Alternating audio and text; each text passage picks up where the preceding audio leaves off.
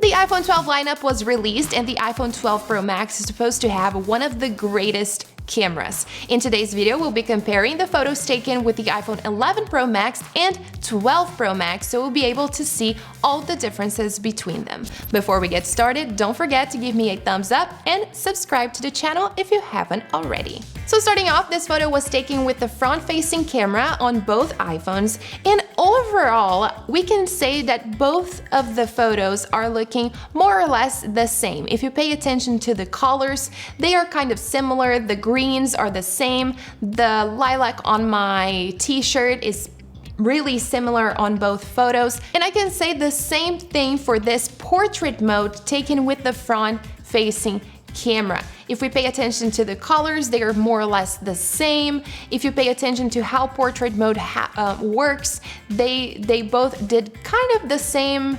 They did the job well, I would say. If you pay attention to my hairline, the iPhone 11 Pro Max is a little bit softer than the Pro, so this may be a little bit better.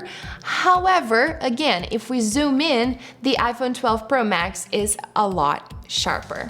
Now, this photo was taken using portrait mode on the rear camera, and as we can see here, the iPhone 11 Pro Max didn't really separate the background really well. For some reason, if you pay attention here to the middle of the photo, you can see that the green decorations at the back, the middle one is not out of focus. So the iPhone 11 Pro Max didn't really do the job well here. Also, the iPhone 11 Pro Max's photo is warmer, and in this example, for some reason, the photo taken with the iPhone 11 Pro Max is sharper than the one taken with the iPhone 12 Pro Max. I thought it was going to be the opposite, but if we zoom in on my face right here, we can see that the iPhone 11 Pro Max is sharp and the iPhone 12 Pro Max is a little bit softer. In this example, the photo taken with the iPhone 11 Pro Max is again a little bit warmer,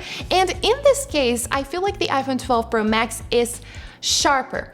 However, even though just by looking at the pictures overall, the portrait mode worked the same, if you pay attention, if you zoom in on the iPhone 12 Pro Max's photo, you will notice that a few letters of this sign are blurry. So it seems like portrait mode worked a little bit better on the iPhone 11 Pro Max, but more or less they worked the same. Now, this image was taken with the ultra-wide lens on both iPhones, and I can tell that by looking at this picture, we can really tell the difference between both iPhones. The colors are better on the iPhone 12 Pro Max, the photo is sharper, the brightness is better. If you check the exposure, the iPhone 11 Pro Max's photo even looks, I don't know, it kind of looks like the camera was dirty, and I don't know, it's a little bit blurry. From this example here, we can really tell that the iPhone 12 Pro Max's camera is indeed better. Don't forget that the iPhone 12 Pro Max has a bigger sensor, and it's definitely letting more light through the sensor, and you can really tell the difference here. As I said, the exposure is better. Also, the colors are more saturated on the 12. So if you pay attention to the bushes here, the green is a lot brighter. You can even see the flowers on the back of the photo, and on the iPhone 11 Pro Max's photo, the flowers are really they're not showing up really well on that image. So my point goes to the iPhone 12 Pro Max. This was another photo taken with the ultra-wide lens, and again, the iPhone 12 Pro Max's photo is sharper, is brighter, the colors are popping a lot more, and something that I really noticed here is that even dynamic range is better on the iPhone 12, which means that it is preserving more information on the brightest and darkest areas of the image if compared to the 11. If we pay attention to the 11's photo right here on the sky, you can see that a few areas are overexposed, and this didn't happen on the iPhone 12 Pro Max. Now, these next photos were taken with the wide lens, and I've noticed the same thing here. The photo taken with the iPhone 12 Pro Max is sharper, is brighter, the colors pop a lot more. If you pay attention to the orange of the flower, the orange is a lot more, it's more saturated a little bit. It's more saturated on the 12 Pro Max. And here, for some reason, I feel like the dynamic range worked the same in both of the photos. However, the iPhone 12 Pro Max is more effective when differentiating what should and shouldn't be in focus. Even though this photo was not taken using portrait mode, for example, you can notice by zooming in that the iPhone 12 blurred the background a lot more. And if you look at the iPhone 11 Pro Max's photo, it really looks like everything is in focus. If you zoom in, as I said, you can tell that the building is in focus. Actually, the flower, which is supposed to be really, really sharp, it's not really sharp on the iPhone 11 Pro Max. And on the 12 Pro Max, on the other hand, you can really, really, really notice the depth of field.